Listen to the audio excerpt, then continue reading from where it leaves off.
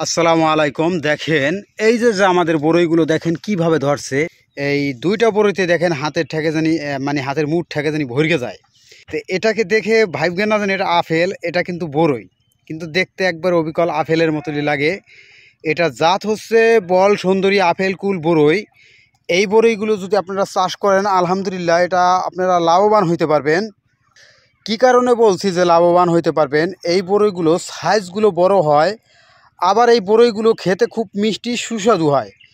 এর জন্য বল সুন্দরী বড়ই চাষ করা আমি মনে করি ভালো। এছাড়াও আমাদের কাছ থেকে অন্য অন্য কোনো জাতের বড়ই যদি চারা নিতে চান তাও নিতে পারবেন।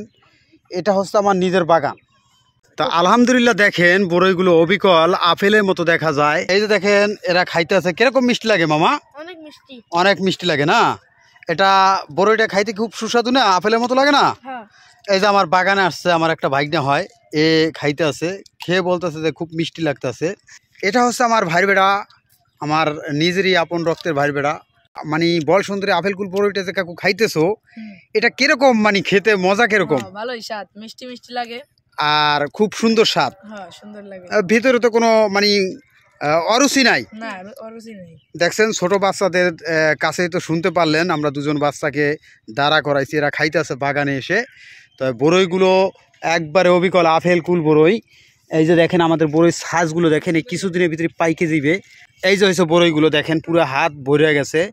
এরকম সুন্দর ভালো সাইজের জাতগুলো নিতে চান যদি বড়ই চারা আমাদের কাছ থেকে নিতে পারবেন। বড় সাইজের বাগান করার জন্য নিতে পারবেন, আমরা প্রচুর পরিমাণ বাগানের জন্য চারা দিতে পারবো। বড়ই চারা আমাদের কাছ থেকে বিভিন্ন জাতের চারা নিতে পারবেন, কোয়ালিটির চারা নিতে পারবেন।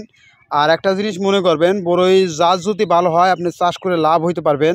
আর আমরা যেহেতু নিজেরা চাষ করছি বড়ই, এজন্য আমরা বলতে পারবো যে কোন বড়ইটা চাষ করলে ভালো হয়। এজন্য আমি মনে করি যে যারা চাষবাস করে সবসময় তাদের কাছ থেকে চারাটা নেওয়া ভালো। দেখেন কত সুন্দর বল সুন্দরী বড়ই আমাদের গাছে ধরছে। এই বড়ইগুলো কিছুদিনের ভিতরে পাকবে। তো এইভাবে আপনারা বাছট করা বড়ই, ভালো জাতের বড়ই যদি চাষ করার জন্য চারা নিতে চান তাহলে আমাদের কাছ থেকে চারা নিতে পারবেন। আমরা বাংলাদেশের যে কোনো জেলায় থেকে আপনারা আমাদের কাছ থেকে চারা নিতে চান আমরা দিতে পারবো। তাই বড়ই চাষে জানেন যে বেশি খরচা লাগে না। আর দ্বিতীয়ত কথা হলো যে যখন বড়ই ধরে বড়ইটার কালার সুন্দর গ্লেজ করার জন্য কী স্প্রে করবেন সেটা এখন ভিডিওর মাধ্যমে বলতেছি।